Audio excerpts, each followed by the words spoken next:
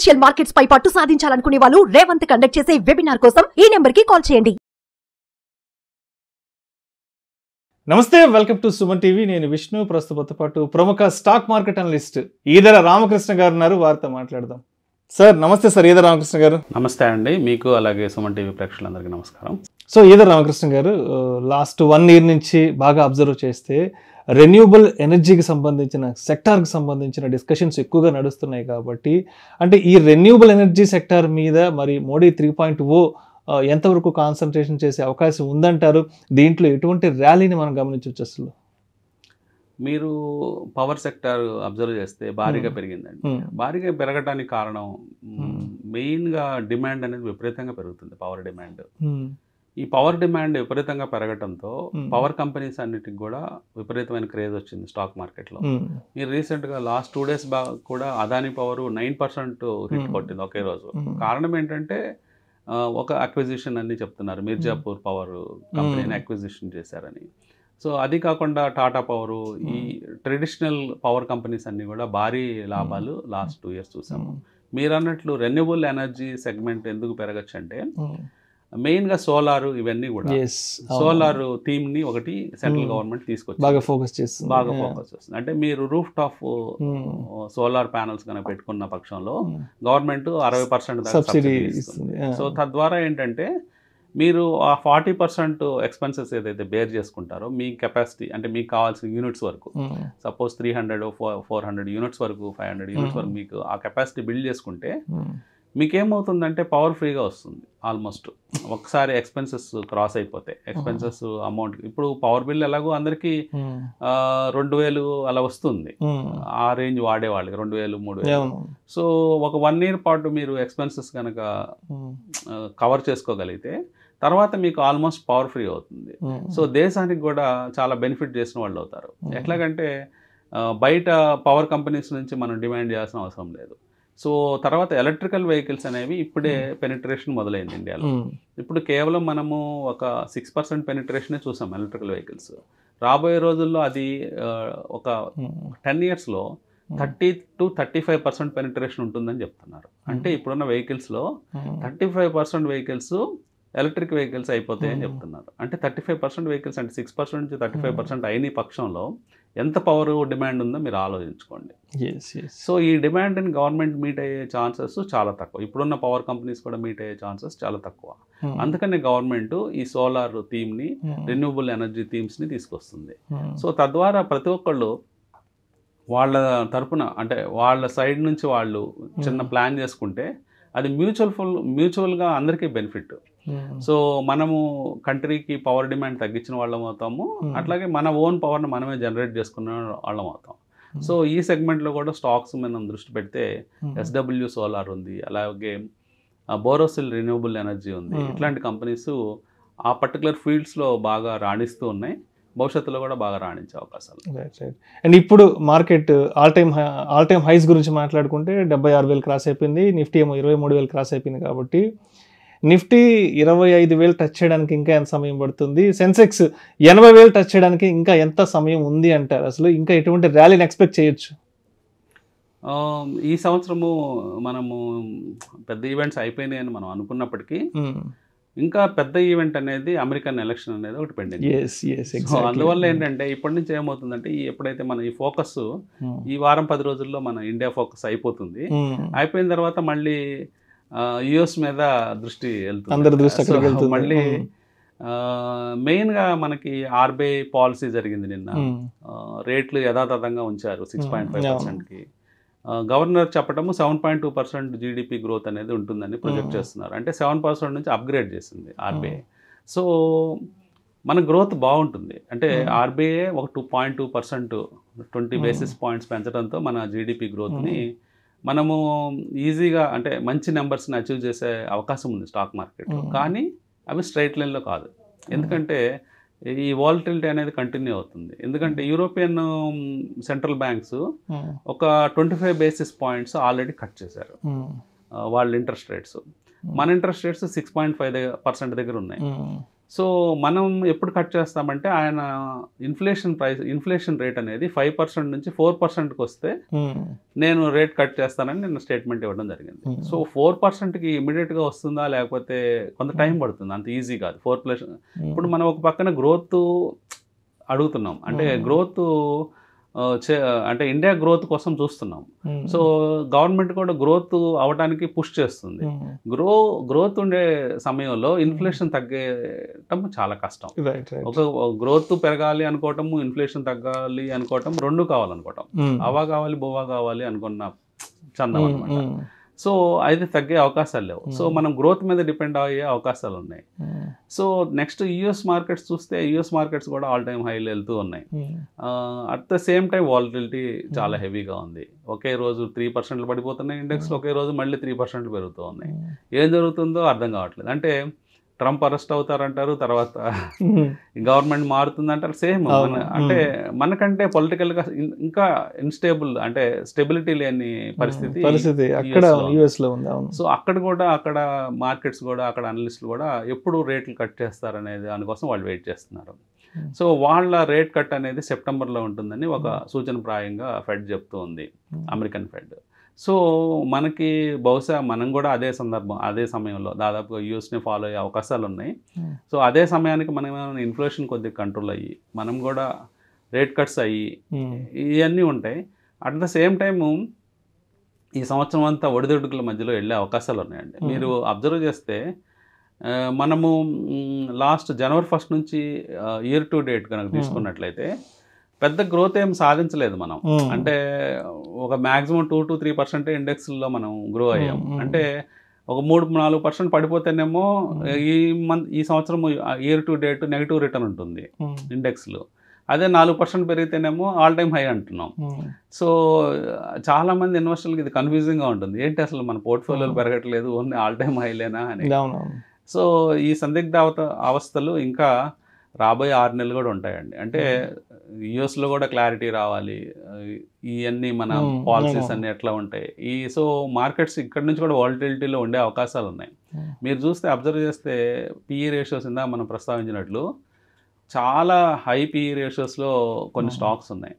So ఇక్కడ నుంచి mid cap small క్యాప్స్లో trade చేసేవాళ్ళు చాలా సెలెక్టివ్ స్టాక్స్ ట్రేడ్ చేసుకోవడం చాలా ఇంపార్టెంట్.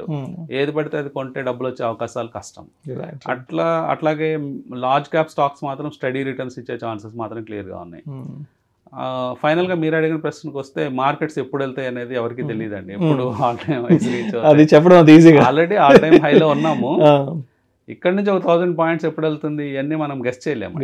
ముందు మనము ఇక్కడ నుంచి మన ఇండెక్స్లు ప్రొటెక్ట్ అవుతూ 23,000 లేకపోతే 22,500 ఈ స్థాయిలు మేనేజ్ చేసుకుంటామంటే ఈ సంవత్సరానికి సేఫ్ అనుకుంటా నేను.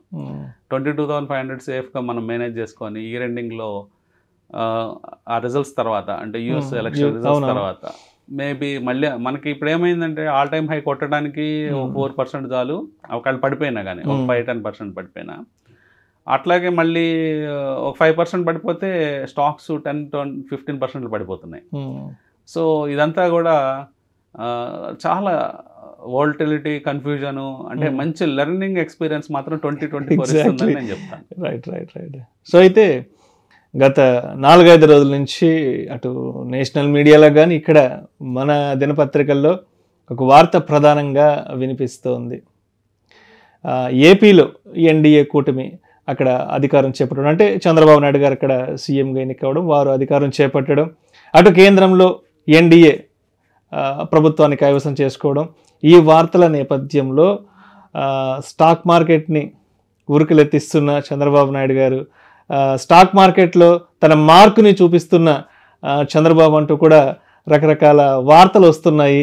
అండ్ ఏంటి అసలు అంటే చంద్రబాబు నాయుడు గారికి సంబంధించి కొన్ని సెక్టోరియల్ స్టాక్స్లో పెద్ద ఎత్తున ర్యాలీ వచ్చిందంటూ గత 4-5 రోజుల నుంచి మనకు వార్తలు కూడా వినిపిస్తున్నాయి. ఏంటి అసలు ఈ చంద్రబాబు స్టాక్స్ అంటున్నారు కదా, ఏంటి ఆ స్టాక్స్, వీటిల్లో ఎటువంటి ర్యాలీ వచ్చింది, అండ్ ఇన్వెస్ట్ చేసుకోవడానికి ఇది సరైన సమయం అంటారా లేదంటే ఆలోచించాలంటారా? ముఖ్యంగా మనము అబ్జర్వ్ చేస్తే ఏదైతే June 4th మార్కెట్స్ పూర్తిగా కొలాప్స్ అయినాయో, June 5th మార్నింగ్ కూడా మార్కెట్స్ ఫ్లాట్గా ఓపెన్ అయినాయి. అంటే ఇంకా బ్యాంక్ నిఫ్టీ కూడా కొద్ది టైం పాటు మైనస్లో ట్రేడ్ అవుతున్నాయి. అంటే ఒక డెస్పరేట్ మూమెంట్స్ అనమాట. అంటే మళ్ళీ మార్కెట్స్ నిన్నటి లోస్ కట్ అయిపోయి కిందకి వెళ్ళిపోతాయా లేకపోతే ఏంటి పరిస్థితి అనే సందిగ్ధ అవస్థలో 10 గంటలు 10:30 దాకా మార్కెట్లు ట్రేడ్ అవుతున్న సందర్భంలో చంద్రబాబు నాయుడు అంటే కూటమిలో ఒక పార్ట్నర్ అయిన చంద్రబాబు నాయుడు ముందుగా వచ్చి ప్రెస్ మీట్ పెట్టి నేను కూటమికి సపోర్ట్ చేస్తాను అంటే ప్రీ అలయన్స్లో అంటే ప్రీ పోల్ అలయన్స్ మాది, తర్వాత పోస్ట్ రిజల్ట్స్ తర్వాత ఎందుకు బయటకు వెళ్తాం, మేము కంటిన్యూ చేస్తాము అని ఎప్పుడైతే స్టేట్మెంట్ ఇవ్వడం జరిగిందో ఒక్కసారిగా మార్కెట్ విపరీతమైన ర్యాలీ చేసింది. సో అది ఒక 13 lakhs crores రికవర్ చేయడానికి పనికొచ్చింది మార్కెట్. అంటే అంతకుముందు రోజు 30 లక్షల కోట్ల రూపాయలు కోల్పోయిన మార్కెట్ కేవలం ఒక స్టేట్మెంట్తో. అంటే మార్కెట్స్ డెస్పరేట్గా వెయిట్ చేస్తున్న విషయం ఏంటంటే ఒక గ్రూప్ ఫోటో కోసం వెయిట్ చేశారు. వీళ్ళందరూ కూడా ఒక గ్రూప్ ఫోటోలో ఉంటారా, ఒక కాంబినేషన్ ఎక్స్పెక్ట్ చేసి వీళ్ళందరూ జంప్ అయిపోతారా అనేది. ఎప్పుడైతే మార్కెట్స్ గ్రూప్ ఫోటో కోసం వెయిట్ చేయడం, వాళ్ళు ఒకళ్ళుగా బయటకు వచ్చి లేదు మేము సపోర్ట్ చేస్తున్నాము ఎన్డీఏ కూటమి గవర్నమెంట్ ఫామ్ చేస్తుందని కాన్ఫిడెన్స్ ఇచ్చారో నెక్స్ట్ 2 days ర్యాలీకి కూడా ఆ కామెంట్స్ అనేవి ఉపయోగపడ్డాయి. ఎప్పుడైతే ఫైనల్ గా నిన్న పార్లమెంట్ అంటే కూర్చొని ఇక్కడ అవును గెలుపొందిన వాళ్ళందరూ కూడా కూర్చొని ఒక అభ్యర్థిగా ప్రధానమంత్రి అభ్యర్థిగా 3వ మోడీ గారిని ఎన్నుకోవటం ఇవన్నీ కూడా మార్కెట్ ని చాలా ఉత్సాహపరిచినాయి అని మనం చెప్పుకోవచ్చు. సో ఈదర్ రామకృష్ణ గారు ఇక్కడ ఇంకొక విషయాన్ని కూడా మనం బాగా గమనించాలి. మార్కెట్ ర్యాలీకి సంబంధించి మీరు చెప్పారు ఏదైతే ఉందో అందరూ కూడా ఒక గ్రూప్ ఫోటో దిగడం జరిగింది, అక్కడి నుంచి కూడా మార్కెట్కి ఇంకొక మంచి సంకేతం వెళ్ళిందని కూడా అర్థం అవుతుంది. అయితే ఆ ఎన్నికల ఫలితాలు వెలువడిన రోజు సాయంత్రమే నరేంద్ర మోడీ గారు ఒక ప్రకటన చేశారు. చంద్రబాబు నాయుడు గారి అంటే వారికి ఉన్నటువంటి ఎక్స్పీరియన్స్ని మేము ఫర్దర్గా ఉపయోగించుకోబోతున్నాము, ఎన్డీఏ కూటమిలో ఆయన ఒక కీలక వ్యక్తిగా చేయబోతున్నాము, కూటమికి సంబంధించి ఆయన కొన్ని ప్రధాన బాధ్యతలు అప్పగించబోతున్నాము అన్న స్టేట్మెంట్ తర్వాత కూడా మార్కెట్లో పెద్ద ర్యాలీ అనేది కూడా స్టార్ట్ అవ్వడం జరిగింది. అవునండి. అంటే ముఖ్యంగా చంద్రబాబు నాయుడు అనే వ్యక్తి ఒక విజనరీగా మనము చూసాము. అంటే ఆయన గ్రోత్ ఓరియంటెడ్, అట్లాగే 1 minute కూడా వేస్ట్ చేయకుండా స్టేట్ గవర్నమెంట్ కానీ సెంట్రల్ కానీ దేశానికి కానీ ఉపయోగపడాలని ఆలోచించే వ్యక్తి కాబట్టి అలాంటి వ్యక్తులు ఎన్డీఏ కూటమిలో ఉండటం అనేది ఒక పెద్ద అడ్వాంటేజ్ పాయింట్గా మోడీ గారు ప్రస్తావించడం జరిగింది. సో అంటే విజనరీ అని ఎట్లా అంటే అంటే ఎవరికి అర్థం కాదు అంటే భవిష్యత్తులో ఏం జరుగుతుంది అక్కడ అంటే ఒక బ్యారన్ ల్యాండ్ చూపించి ఇది మొత్తం ఒక సింగపూర్ అవుతుందంటే నవ్వుతారు ఎవరైనా. అట్లాంటిది ఈరోజు ఒక సింగపూర్ కంటే మహానగరం మనం చూస్తున్నాం, హైటెక్ సిటీ కానీ. సరే గచ్చిబౌలి సైడ్ అలా ట్రావెల్ చేస్తుంటే ఇక్కడ విదేశాల్లో ఉన్నామన్న ఫీలింగ్ కలుగుతుంది అసలు. అంటే మనమేం కొత్తగా ఇంకొకసారి అమెరికాకు వెళ్ళాల్సిన అవసరం లేదు అనిపిస్తుంది. సో అంటే ఎప్పుడు ఊహించని అంటే గతంలో అంటే ఒక 30 ఏళ్ల క్రితం 20 ఏళ్ల క్రితమే ఒక కంపెనీ సిఇఓస్ని తీసుకొచ్చి అంటే బిల్ గేట్స్ లాంటి వ్యక్తుల్ని తీసుకొచ్చి పెద్ద పెద్ద సిఇఓస్ని ఇండియాకి ఇంటర్నేషనల్ కంపెనీ సిఇఓస్ని వాళ్ళని ఒప్పించి ఇక్కడ కంపెనీస్ పెట్టించేటట్లు చేయటం ఇవన్నీ చూసినప్పుడు అప్పుడు నవ్వుకునేవాళ్ళు, వాళ్ళు ఎందుకు వస్తారు, వాళ్ళు ఎందుకు చేస్తారు, ఈయన కొండలు గుట్టలు చూపించి డెవలప్మెంట్ అంటున్నాడని. ఎందుకంటే ఈరోజు ఆ కంపెనీస్ సిఇఓస్ అంటే వాళ్ళు చాలా అంటే అమెరికానే శాసించే అంత పవర్ ఉంటుంది. అవును. ఇప్పుడు బ్లాక్ రాక్, గోల్డ్ మ్యాన్ సాచ్లు, టెస్లాలు, మైక్రోసాఫ్ట్లు ఇలాంటి పెద్ద పెద్ద కంపెనీస్ సిఇఓస్ అంటే అమెరికాలో వాళ్ళు ఎంతో మందికి ఎంప్లాయ్మెంట్ క్రియేట్ చేయడం. అంటే ఇండియాలో మనకి అదానీ అంబానీ ఎట్లానో ఇప్పుడు అదానీ అంబానీ అనుకుంటే ఒక ఆఫ్రికన్ కంట్రీలో ఒక కంట్రీనే పోషించగలరు, అంటే ఒక కంట్రీ డెవలప్మెంట్కి పాటుపడగలరు. అవును. అట్లాంటి రేంజ్ ఆ స్థాయిలో అంటే అమెరికన్ సిఇఓస్కి ఆ కంపెనీస్కి ఉంటుంది. ప్రభుత్వాన్ని శాసించగల సమర్థత ఉంది, అంత పెద్ద స్థాయిలో గ్రోత్ వాళ్ళు చూపించగలిగే స్థాయిలో ఉంటుంది. అలాంటి వ్యక్తులను ఆ రోజుల్లోనే 20 ఏళ్ళు 25 ఏళ్ల క్రితం తీసుకొచ్చి హైదరాబాద్ అంటే వేరే షేప్లోకి తీసుకురావడానికి ప్రధాన భూమిక పోషించిన వ్యక్తుల్లో ఆయన ఉన్నారు.